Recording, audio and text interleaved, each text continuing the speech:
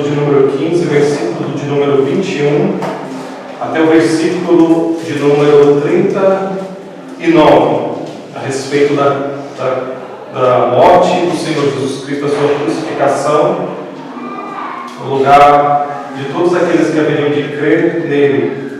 E aqui mostra o custo, o preço que foi pago pelo Senhor para a nossa salvação. Diz assim: e constrangeram certo Simão, sirineu, pai de Alexandre e de Rufo, que por ali passava, vindo do campo que levasse a sua cruz.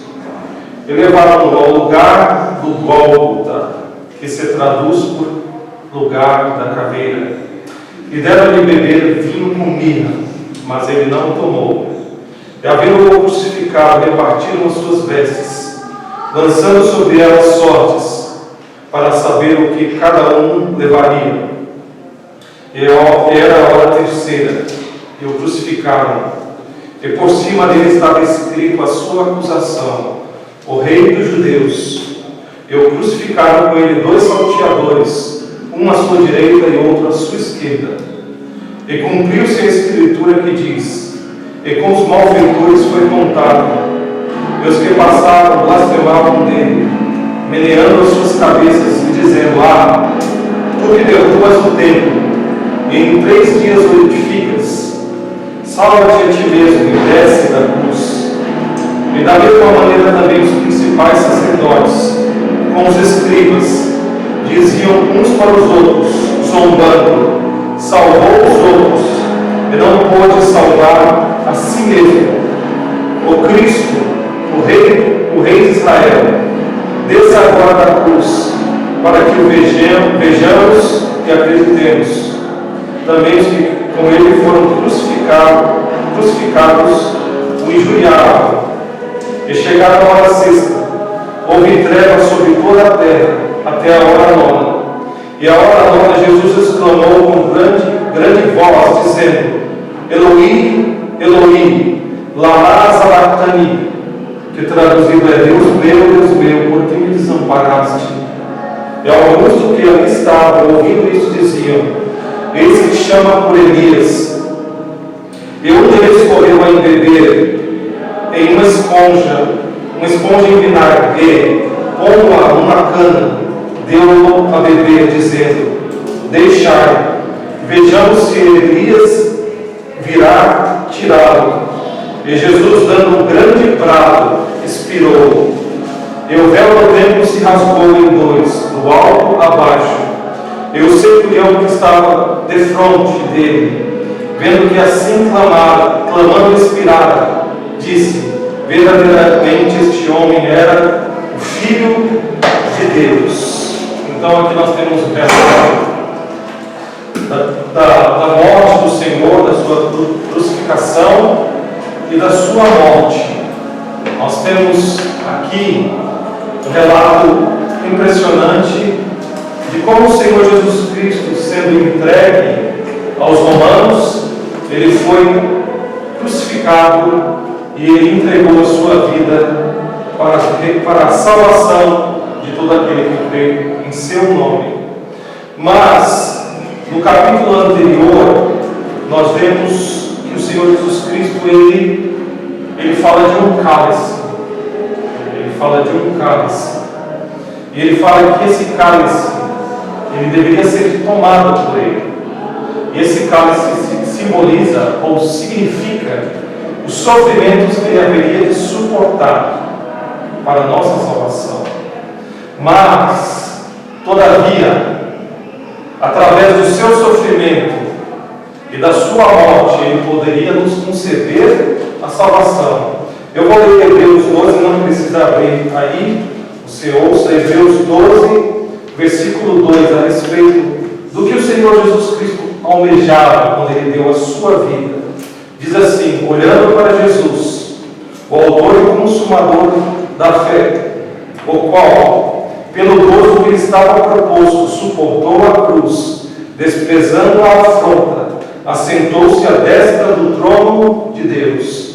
Aqui fala que havia um gozo, uma alegria muito grande que o Senhor Jesus Cristo almejava fosse realizada. E então, através da sua morte, através do seu sofrimento, ele alcançaria esse gozo, essa grande alegria. Que alegria é essa? Através, ou por meio desta alegria, ou por causa dessa alegria, ele suportou a cruz, ele desprezou a afronta que ele recebeu. Qual a alegria? É de levar muitos filhos à glória eterna. É de salvar uma multidão incontável de pessoas, de homens, de mulheres, de crianças.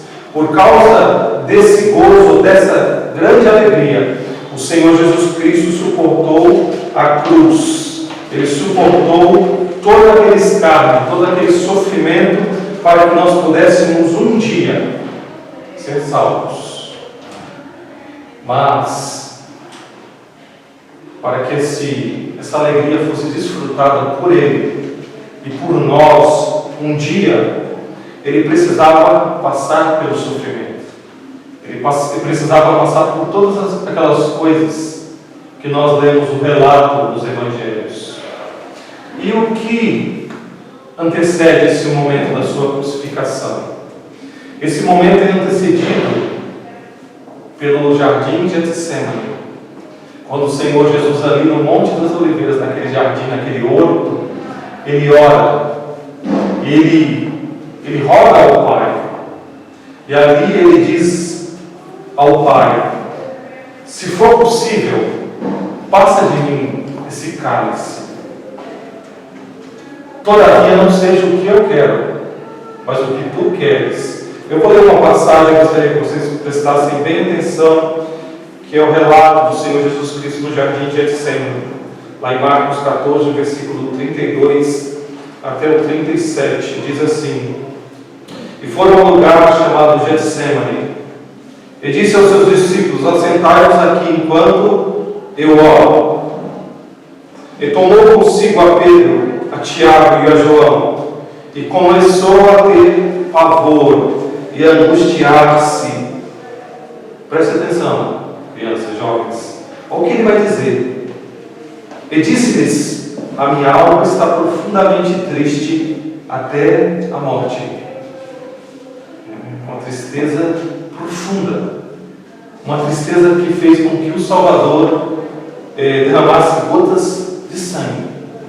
Não porque ele estava ferido em sua pele, mas porque a sua agonia foi tão grande que ele suou gotas de sangue, grandes gotas de sangue que corriam pelo chão.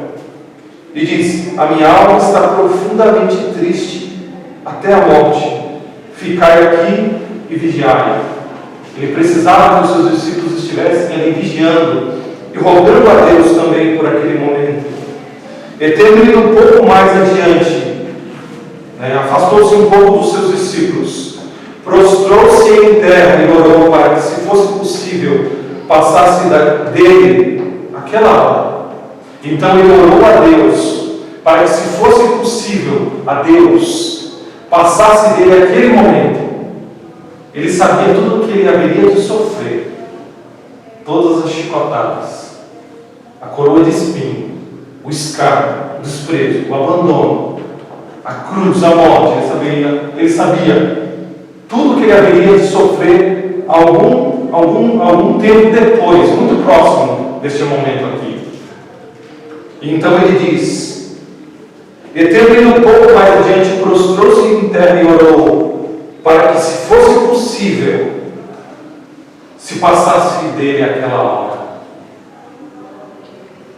Crianças e jovens, não era possível que Deus nos salvasse e nos concedesse a salvação se Jesus Cristo não passasse por este momento, por esses sofrimentos. E ele disse-lhe: Pai, todas as coisas te são possíveis, afasta de mim este cálice, que são todas as agonias, sofrimento, a sua morte, o abandono dos homens e de Deus. Afasta de mim este cálice. Olha que maravilhoso o que ele vai dizer agora, crianças. Ele poderia ter recuado, desistido, naquele momento. Se o Senhor tivesse desistido ali, nenhum de nós jamais seríamos salvos. Nós estaríamos para sempre condenados. Mas porque o Salvador, Ele não desistiu, Ele foi até o fim, nós podemos hoje ser salvos. Nós podemos hoje, um dia, estar no céu na presença de Deus. Mas o Senhor Jesus Cristo, Ele aqui, Ele sabia que não era possível. E Ele diz: não seja porém o que eu quero, mas o que tu queres. E chegando aqueles 3, achou-os dormindo e disse a Pedro: Simão, dormes? Não podes vigiar 1 hora. Então ele ficou ali muito tempo orando. Ele não simplesmente chegou e orou. Não, ele ficou horas. Aqui fala 1 hora. Ele ficou 1 hora orando em agonia, para que ele pudesse suportar aquele sofrimento. E ele fala aqui do cálice. E o que é esse cálice? Não é um cálice literal, mas é os seus sofrimentos. Tudo aquilo que ele haveria de suportar, o preço que ele haveria de pagar pela nossa salvação, para que você, para que eu fôssemos salvos. Perdão, para que nós fôssemos salvos. Então hoje nós vamos olhar um pouco para esses sofrimentos, para que o Senhor Jesus Cristo teve que suportar na cruz, para que nós fôssemos salvos. Mas, é um pouco de água, por favor. Então hoje nós vamos olhar um pouco para esses sofrimentos. E qual é a primeira coisa que acontece? Quando quando era do tamanho, talvez, do Thomas ou do Pietro, não lembro exatamente, eu pulei de uma altura muito grande. Só que eu não calculei a altura. Eu fui na coragem, mais loucura do que juízo, e eu quebrei o braço. E eu fiquei mais temeroso de chegar em casa e falar para minha mãe que eu havia quebrado o braço, do que propriamente a dor que eu estava sentindo por ter quebrado o meu braço. Porque certamente ela iria me levar no médico como me levou, mas depois eu receberia uma grande repreensão dela, porque eu pulei de uma altura muito, muito alta com outros meninos e quebrei o braço. Eu não calculei o preço. E o que aconteceu com o Senhor Jesus Cristo não foi assim. Porque se eu tivesse pensado nisso, eu não teria pulado. Não teria pulado. Se eu tivesse pensado no sofrimento que eu ia ter, da dor, e de chegar em casa e ter que falar para minha mãe que eu quebrei o braço, e depois ouvir dela, eu não teria feito. Mas o Senhor Jesus Cristo, Ele sabia de tudo que Ele haveria de suportar na cruz. Ele sabia cada detalhe, cada sofrimento, cada desprezo, cada palavra que Ele haveria de suportar. Então, nesse cálice de sofrimento, a primeira coisa que nós vemos é que Ele foi traído por um de seus inimigos. Ele teve que tomar isso, Ele teve que suportar isso. Ele foi traído por um de seus amigos. Foi Judas. Judas o entregou ali aos homens, aos judeus. E ele deu um beijo na face de Jesus, do Senhor, como um sinal de amizade. E ele o entregou. Agora pense no coração do Senhor. a tristeza que ele sentiu. Um de seus melhores amigos, alguém que ele havia confiado, o entregou para ser entregue à morte. Então esse cálice, esse sofrimento o Senhor Jesus Cristo teve que levar para que nós pudéssemos ser salvos. Mas nós sabemos que Judas, ele esteve entre os discípulos, mas nunca ele foi salvo. Ele foi um inimigo entre os discípulos. Ele foi um servo de Satanás entre os 12. Mas o que nós poderíamos esperar então dos outros 11 discípulos? Que eles estivessem com ele. Mas não é o que aconteceu. Quando Jesus foi entregue, todos os discípulos o abandonaram. Ele foi abandonado por todos os seus discípulos. Nós nos lembramos de Pedro, que acompanhava de longe o Senhor, quando ele estava sendo julgado, e ele negou o Senhor Jesus Cristo 3 vezes, quando ele foi perguntado se ele era um daqueles que andavam com o Senhor. E ele jurou, ele falou: não conheço tal homem. E ele falou isso 3 vezes. Ele foi abandonado por todos os seus discípulos, por todos. Quer um sofrimento maior do que esse? De ser abandonado pelos seus amigos? Talvez alguns de nós tenhamos passado já por isso. Na escola, temos sido abandonados por uma pessoa que era nosso grande amigo, era grandemente nosso amigo. Não dói no nosso coração?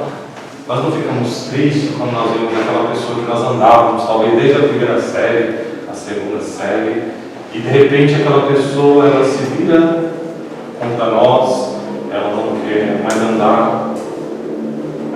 Isso dói no nosso coração.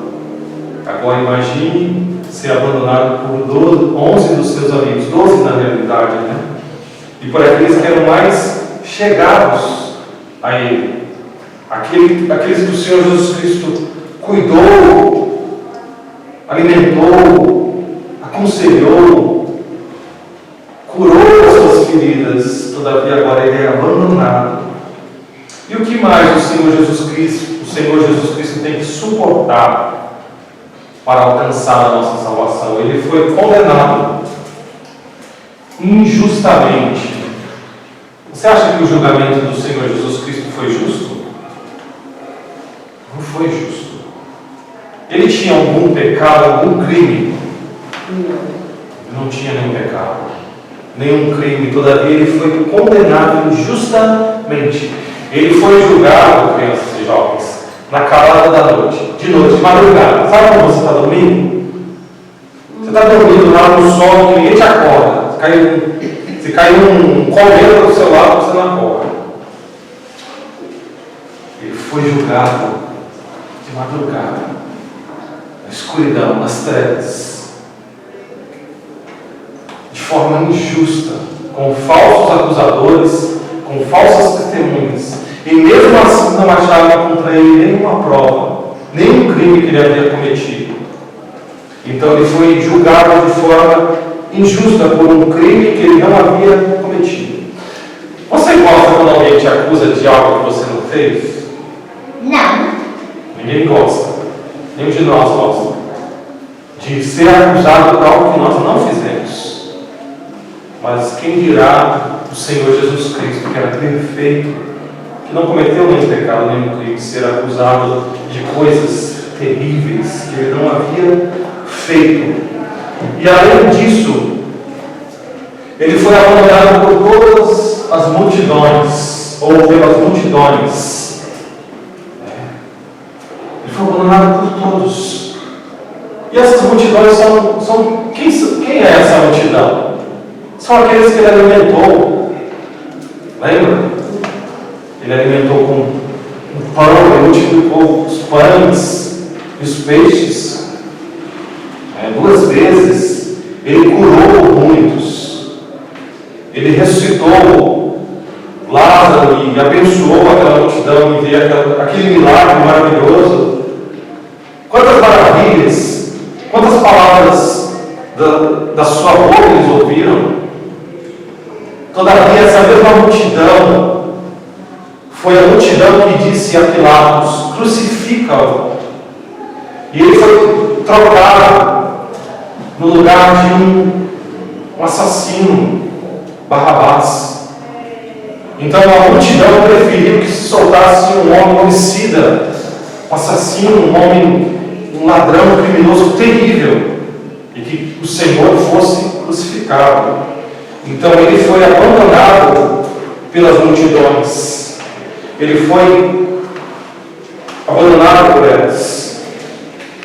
Aquelas pessoas que haviam sido descritas como ovelhas que não tinham pastor, como aqueles que ele haveria de reunir debaixo das suas asas, da sua proteção. Aquelas pessoas as quais o Senhor Jesus Cristo, quando chegou a Jerusalém, derramou lágrimas. Porque quando ele entrou em Jerusalém ali pela última vez, antes da sua crucificação, ele do monte avistou a grande cidade de Jerusalém e ele derramou lágrimas. Ele diz: Jerusalém, Jerusalém, que matas os profetas. Quantas vezes quis eu ajuntar-te debaixo das minhas asas, que vocês não quiseram. E ali ele derramou lágrimas sobre Jerusalém. Não porque eles haveriam simplesmente de entregá-lo, mas porque eles rejeitaram a grande salvação que ele estava oferecendo a eles. Então o Senhor Jesus Cristo foi abandonado por essas multidões, abandonados. E o que mais ele teve que suportar, ele teve que tomar? Ele foi humilhado pelos romanos. Ele foi humilhado pelos romanos. Ele foi escarnecido pelos soldados romanos. Eu vinha pensando no trajeto a respeito disso. Quão terrível eram aqueles soldados. Quão maus eles eram. Eles não tinham sentimentos. Eles matavam. Eles eram pagos para isso. Então eles escarneceram o Senhor Jesus Cristo. Porque qual foi a acusação dos judeus contra ele? Que ele queria usurpar o trono de César, o imperador, fazendo-se rei. Então, os soldados, para escarnecer dele, para humilhar, eles colocaram uma capa nele, como de um rei de púrpura, e colocaram nele, desceram nele uma coroa e colocaram nele, mas não era uma coroa de ouro com pedras preciosas, era uma coroa de espinhos. Eles pegaram uma cana e bateram nele e o chicotearam, escarneceram dele duramente e disseram: salve o rei dos judeus. Durante essa farsa, lhe golpearam a cabeça com uma vara, cuspiram nele e cinicamente zombavam dele, ajoelhando-se e prostrando-se diante dele. Que sofrimento, que agonia ele teve que suportar. E o que mais ele teve que suportar? Ele foi humilhado pelos judeus. Você fala: eu ir em outro país e talvez ser humilhado por um americano ou por, sei lá, um argentino, não é meu povo. Mas ele foi humilhado também pelo seu próprio povo. Ele foi humilhado pelos judeus. Ele foi humilhado pelo seu próprio povo. Aqueles que tinham a Bíblia, que tinham os profetas, aqueles que ouviam a palavra de Deus desde pequenos, que foram construídos no templo, na sinagoga, aqueles que deveriam esperar o Salvador, o Redentor, o rejeitado, o desprezado, não quiseram que Ele fosse o Senhor, o Salvador de suas vidas. Você já se sentiu ridicularizado em público? Você gosta que o seu pai ou sua mãe fale das coisas que você faz em casa, ou até mesmo de coisas que são da vida de vocês para outras pessoas? Tal fulano dorme desse jeito, ciclano tem a mania daquilo. Os filhos não gostam que os pais falem dessas coisas pessoais para outras pessoas. Eu já me senti ridicularizado quando eu era mais jovem, quando minha mãe ou meu irmão falou de coisas que eram minhas, que eu fazia, para outras pessoas de fora. Mas aqui nós vemos o Senhor Jesus Cristo sendo humilhado pelo seu próprio povo, escarnecido, odiado, zombado. Eles falam para ele: você fez tantos milagres, por que agora você não faz mais um e desce da cruz? Veja se Elias vai vir salvá-lo. Não confiou em Deus? Você não confiava em Deus? Por que agora Deus não livra você da morte? Por que Deus não livra você da morte? E então o Senhor Jesus Cristo, Ele foi também pregado na cruz do Calvário. Ele foi pregado na cruz. Nós lemos aqui o relato de Ele caminhando até o Gólgota, que era um monte próximo de Jerusalém, e lá Ele foi crucificado com 2 ladrões. E nós vemos o Senhor ali pregado no sol escaldante do meio-dia. Esses dias estão calor. Está calor esses dias. Mas esse calor aqui é um calor muito mais intenso, num lugar árido, seco, com fezes, uma paisagem horrível. E ele ali crucificado no centro. E do seu lado, 2 malfeitores, 2 ladrões, 2 criminosos. Ele foi pregado e foi levantado na cruz. Lembra do que o Senhor Jesus Cristo disse? Ele falou assim, que ele deveria ser levantado para que todo aquele que nele cresce não perecesse, mas tivesse a vida eterna. Ele se referia ao que? Ele falou assim como Moisés levantou a serpente do deserto, assim importa que o Filho do Homem seja levantado para que todo aquele que nele crê não pereça, mas tenha a vida eterna. O Senhor Jesus Cristo, ele foi levantado na cruz.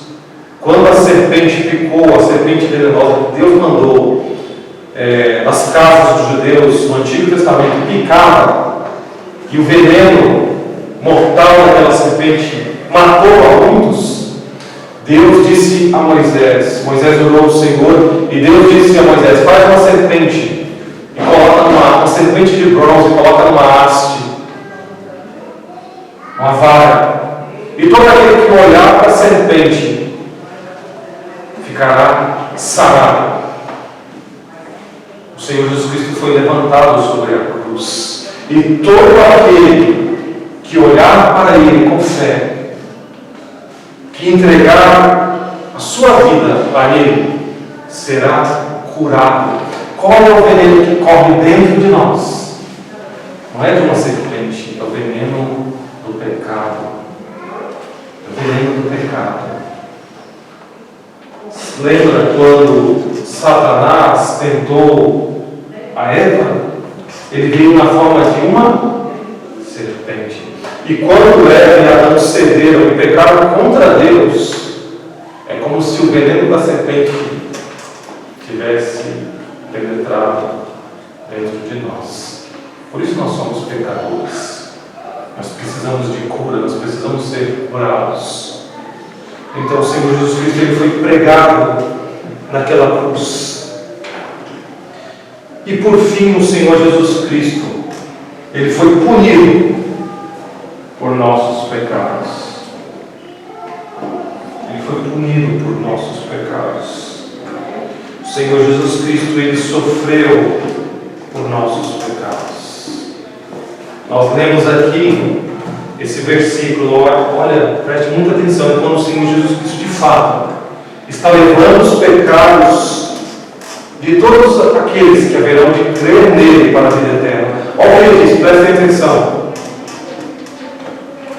E a hora nona, Jesus exclamou, ele gritou em alta voz, dizendo: Eloi, Eloi, lama sabachthani, que traduzido é: Deus meu, por que me desamparaste?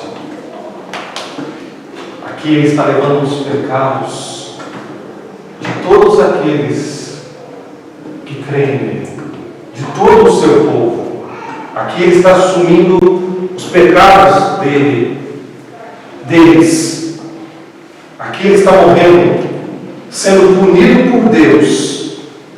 E diante de todos esses sofrimentos que nós vimos, esses 7, o pior de todos, o pior sofrimento que o Senhor Jesus Cristo teve que suportar foi ser abandonado por Deus.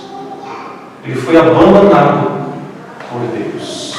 Uma coisa é ser abandonado pelos amigos, pelo melhor amigo, pela multidão, pelos judeus. Outra coisa, bem pior, é ser abandonado por Deus. Naquele dia, ao meio-dia, no sol mais quente, na maior claridade, o céu se escureceu, a terra ficou em trevas, em escuridão total, porque ali o Senhor Jesus Cristo havia sido deixado por Deus para morrer no lugar de homens e mulheres que haveriam de crer nele. Então nós, presta atenção, nós não poderíamos jamais olhar para aquele sofrimento, para aquela morte, porque ali ele estava levando todo o pecado do seu povo, e naquelas poucas horas, o sofrimento de uma eternidade no inferno, não de um, mas de todos aqueles que haveriam de ser salvos, todo o sofrimento de todos aqueles que são povo de Deus, daqueles que haverão de crer nele, todo o sofrimento de todos eles no inferno, ele estava suportando ali naquelas horas, na cruz do Calvário. Isso é algo impressionante. Isso é algo que deve nos comover. E nós vemos que o Senhor Jesus Cristo, para alcançar a nossa salvação, ele fez isso. Ele teve que ser separado de Deus, porque o pecado significa separação de Deus. Naquele momento, o Senhor Jesus Cristo sentiu, em nosso lugar, a separação do seu próprio Pai, com quem ele foi sempre um. Ele suportou a dor que o seu povo teria que suportar no inferno. No entanto, aquela dor foi concentrada num espaço de 3 horas. A eternidade foi concentrada no espaço de 3 horas que Jesus Cristo sofreu ali. Nós lembramos daquele hino, né? Bem fez o céu em se esconder, sua glória ocultar, quando o Criador na cruz morreu para a criatura salvar. Ele deixou a sua glória, ele deixou os seus anjos, ele deixou a adoração para vir morrer no nosso lugar. Ele perdeu todas essas coisas, mas o que ele ganhou em troca? ele ganhou a salvação de todo aquele que nele crê. João 3,16 diz: porque Deus amou o mundo de tal maneira que deu o seu Filho unigênito, para que todo aquele que nele crê não pereça, mas tenha a vida eterna. Ele não recusou esses sofrimentos, porque através desses sofrimentos ele pode conceder salvação a você. Esse é o preço da nossa salvação. É isso que custou a nossa salvação. Para nós, o que custa? Para nós não custa. Nós só temos que aceitar como um presente de Deus. Mas para o Senhor Jesus Cristo custou todas essas coisas. Não foi fácil para Ele, humanamente falando, como um homem, mas Ele alcançou a nossa salvação. Nós lemos em Hebreus: pela alegria que estava proposta, Ele suportou a cruz para adquirir a nossa salvação. Isaías 53 diz que Ele terá o fruto do seu trabalho e ficará satisfeito, porque Ele, pela sua morte, salvará muitos. O Senhor Jesus Cristo, Ele suportou tão grande agonia, para que um dia uma multidão incontável de homens, mulheres e crianças pudessem estar ao redor do seu trono no céu, cantando que digno é o Cordeiro, porque Ele foi morto e através da sua morte Ele conquistou homens e mulheres. Ele deu a eles a salvação. E fica as estrofes de Charles Wesley sobre o que nós iremos fazer com essa mensagem.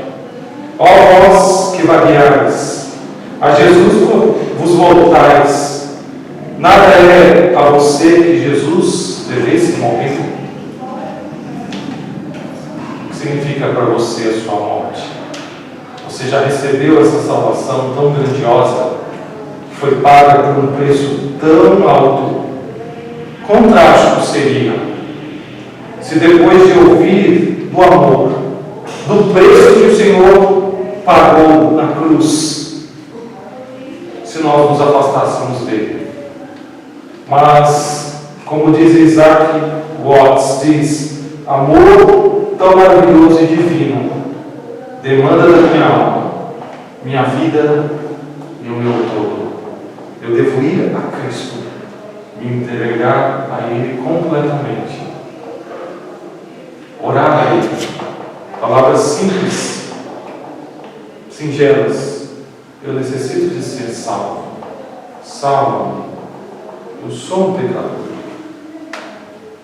O Senhor conhece os pecados que habitam no meu coração. Salva-me, Senhor. Vamos orar.